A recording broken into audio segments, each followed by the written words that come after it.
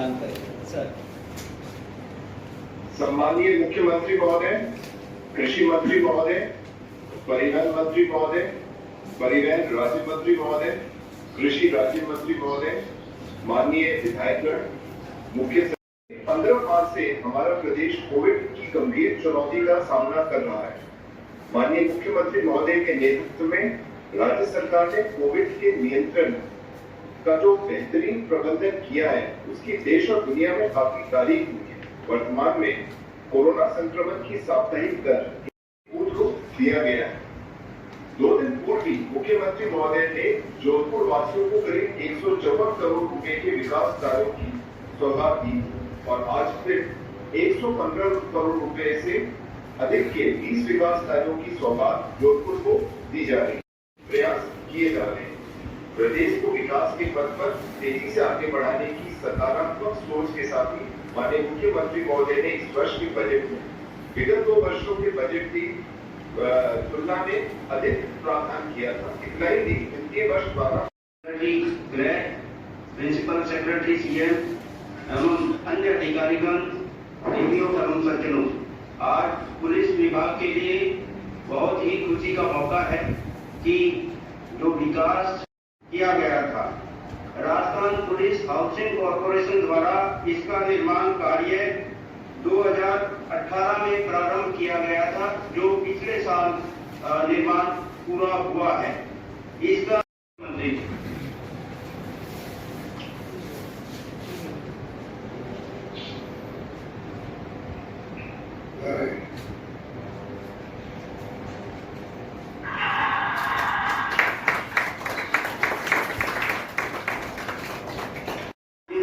FIR पंजीकरण का, दूसरा स्वागत कक्ष का हर थाने में। जैसा कि हमें सभी को मालूम है, ये कटु सत्य है कि हम द्वारा जनरली जो पहुंच वाले लोग हैं, अमीर लोग हैं, उनको तो आराम से बैठाया भी जाता है और उनकी सुनवाई भी होती है।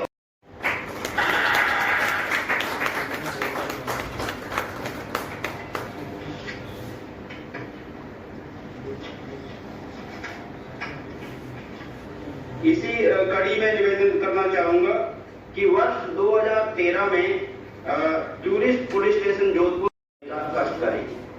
माननीय मुख्यमंत्री,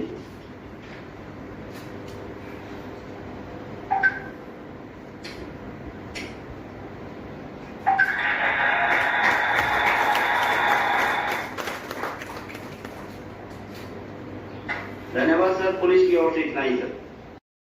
जो बस स्टैंड है, इसके निर्माण कार्य का शिलान्यास अपने कर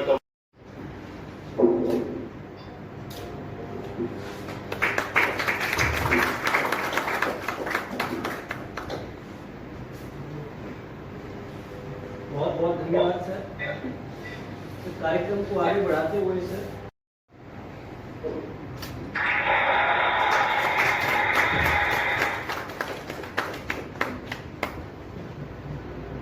मीटर चौड़ाई में डामर सड़क का निर्माण होगा। इससे सर टिगाड़ी क्षेत्र के लगभग 20,000 की आबादी लाभान्वित होगी सर।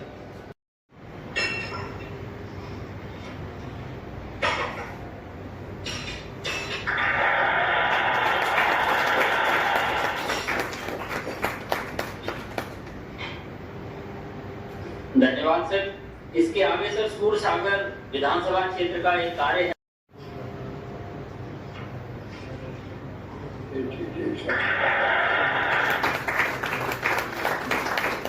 इसके आगे सर 4 कार्य हैं जो गोपालगढ़। आपने पहले डबल की थी आपको, आप जब से दूसरा कार्यकाल था आपका, उस समय आपने उसको डबल की थी। उस समय भी आपने इसको किया था, इस बार भी आपने इसको बजट में लेके महत्व दी, इसके लिए मैं आपका धन्यवाद देता हूँ। और जो रोडों को काफी काम है आपने करीब कलेक्ट्रेट, UIT, नगर निगम के महापौर, नगर निगम के सबको बहुत बहुत धन्यवाद और खास तौर से मेरे को मुख्यमंत्री जी का आभार व्यक्त करना। उन्होंने इस कोरोना काल में इतनी सोच रख करके तो जोधपुर के विकास के अंदर जिस तरीके से इन्होंने कार्य करवाए हैं और करवाते जा रहे हैं, मैं उनको बहुत बहुत धन्यवाद देता हूँ। सबसे बड़ी बात है एम्स रोड के लिए 8 करोड़ रुपए की लागत से एम्स को रोड को चौड़ी कराने के लिए तो व्यवस्था की है। मैं उनका बहुत बहुत आभार। शिलान्यास हुआ, लोकार्पण हुआ, वो संभव हो सका। और बड़ी खुशी की बात की कि जोधपुर में सब लोग अभी हमारे विधायक बोल रहे थे तो लग रहा था कि एक के बाद एक सभी लोगों को इस बात का संतोष है कि कामों की कोई कमी नहीं है। जोधपुर के अंदर पहले भी काम काफी किए हैं और जब जब मौका लगा है तो ये प्रयास किया गया कि इस प्रकार से हम लोग विकास के कामों में अपनी भूमिका अदा करें। और कई काम तो बहुत लंबे अरसे से अटके हुए थे, जैसे रोडवेज का जो नया फॉर्म बन रहा है, इनमें पिछली बार जब सरकार में था तब से ये प्लानिंग चल रही है। अनफॉर्चुनेटली 5-7 साल खराब हो गए और अभी तक ये बन के तैयार हो जाता और लोगों को लाभ मिलता। क्योंकि मुझे याद है बचपन में 40-45 साल 50 साल पहले का बना हुआ था रोडवेज का स्टैंड। तो 50 साल पुराना अगर रोडवेज स्टेशन था तो आप कल्पना कर लीजिए कितनी तकलीफ लोगों को हुई होगी वहाँ। उनको अब जाके सुविधा मिल सकेगी। किसान ऑन में बना है या बनेगा कटाने के भी ठीक कह रहे थे कि उसका अलग महत्व होता है। मंडी के आंगन के पास में कोई भवन बने जहाँ से आधुनिक सोच के साथ में वहाँ पर गाइड करने वाला भी हो किसानों को। गाँव से किसान आते हैं वो भी मारे फिरते हैं इधर उधर पूछने के लिए। अब ऑफिस जो है नया भवन बहुत शानदार बन रहा है, लगभग 20 करोड़ की लागत से। मैं समझता हूँ कि उसका लाभ पूरे संभाग के लोगों को मिल सकेगा। बाकी जो सड़कों के काम अभी राजेश यादव जी बता रहे थे और मैं समझता हूँ कि सरकार की सोच रही है कि सड़कों को प्रायोरिटी मिलनी चाहिए। सड़कों के साथ में विकास जुड़ा होता है। अगर अच्छी सड़कें हैं तो विकास तेज गति से होता है। ये मानवीय बात है पूरे देश में दुनिया के अंदर भी। और मैं उम्मीद करता हूँ कि जो सड़कों का आज शिलान्यास करवाया गया है उसमें 2 बातें जो मैंने पिछली बार भी कही थी उसका ध्यान रखना आवश्यक है कि एक तो टाइम पे बन जाए तो दूसरा वो क्वालिटी मेंटेन करें। मुझे क्वालिटी पे ज़्यादा जोर इसलिए देना है कि फिर बनने के बाद टूट जाती है सड़कें तो लोगों में बड़ी रिएक्शन रहती है। तो मैं चाहूँगा कि जो हमारे साथी सुंदर अधिकारी लोग भी रेलवे के इंजीनियर्स भी सभी लोग राजेश यादव जी को मालूम है कि मैंने ऐसी लेवल तक मीटिंग करी थी और सबको मैंने कहा था कि आपको ध्यान रखना चाहिए सड़कों की राजस्थान भर के अंदर क्वालिटी में कोई कॉम्प्रोमाइज नहीं हो। और डिफेक्ट लाइबिलिटी भी आपने 3-5 साल पहले वो अच्छा किया, पर साथ में मॉनिटरिंग भी हो। कई बार जो बनाता है सड़क और टूट फूट जाती है तो वो उसके बाद परवाह नहीं करता है। और जब डिपार्टमेंट भी परवाह नहीं करता फिर वो सड़कें टूटी फूटी बनी रहती है। डिफेक्ट लाइबिलिटी खाली कागजों में बनी हुई होती है और जनता उसका खामियाजा भुगतती है। मैं उम्मीद करता हूँ कि राजेश यादव जी इस बात का ख्याल रखेंगे। पूरे राजस्थान के अंदर जो सड़कों की लाइबिलिटी फिक्स की हुई है ठेकेदारों के साथ में उनको भी मॉनिटर करें और आगे जो 5 साल का अर्सा रखा है उसको पूरा ध्यान दें। सड़कें काफ़ी सुधार हुआ राजस्थान के अंदर, पहले से बहुत सुधार हुआ। और नेशनल हाईवे आ गई तो और ज़्यादा अच्छा इम्पैक्ट चला गया। नेशनल हाईवेज हो चाहे स्टेट हाईवेज हो या मेगा हाईवेज हो, नाबार्ड से हो चाहे वो PMGSI के हों, CIF से हों, सब तरह के अलग अलग जो देखी पिछले 14-15 महीने से कोई कमी नहीं रखी। जिस प्रकार से राजस्थान ने मैनेजमेंट किया है सभी साथियों के सहयोग से, चाहे हमारे जनप्रतिनिधि हो, एमएलए हो, तमाम पॉलिटिकल पार्टियों को साथ लिया, तमाम धर्मगुरुओं को, सामाजिक संस्थाओं को, एक्टिविस्ट को और आम जनता को, और अधिकारियों की भूमिका बहुत बड़ी रही। इवन पुलिस डिपार्टमेंट की और कांस्टेबल की भूमिका थी। पहली वेव में खाना पहुंचाने के लिए अपनी जिंदगी वो दांव पर लगा करके, उसमें बहुत भय था कि पता नहीं मेरा खुद का क्या हुआ, तब भी खाना पहुंचाना गरीबों के यहाँ, घर खाने पहुंचाना, ट्रांसपोर्ट करना, सब काम किया पुलिस ने। तो सबने मिलकर हमने अच्छी जंग लड़ी और उसका पूरा मान सम्मान राजस्थान के पूरे देश में मिला।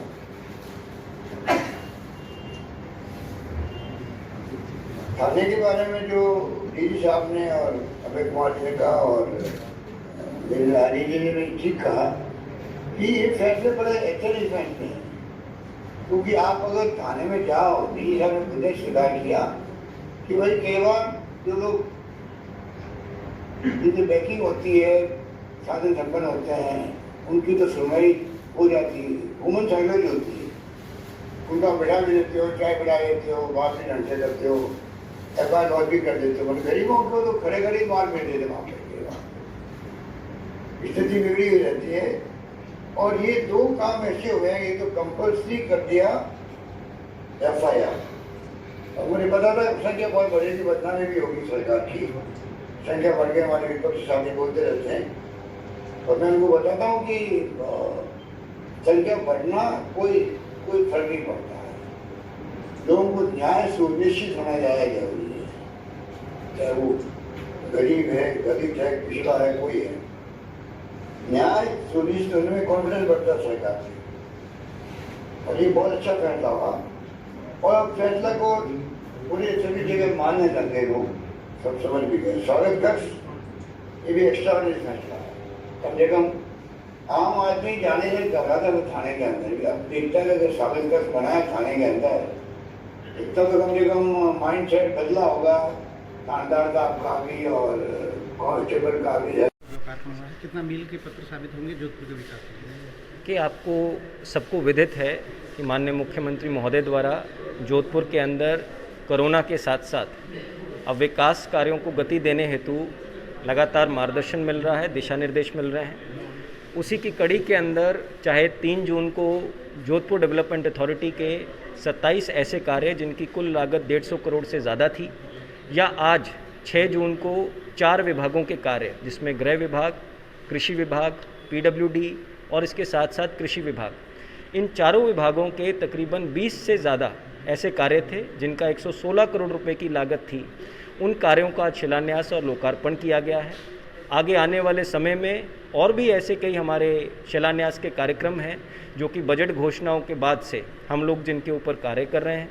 हमारा मानना है कि जोधपुर प्रशासन माननीय मुख्यमंत्री महोदय के राजस्थान सरकार के निर्देशन में कोविड के साथ साथ कैसे विकास कार्यों को गति दी जा सके, कैसे सामाजिक सरोकार, कैसे आमजन को साथ लेके हम लोग ज़्यादा से ज़्यादा राहत प्रदान कर सकें, इसका प्रयास जोधपुर प्रशासन द्वारा किया जा रहा है।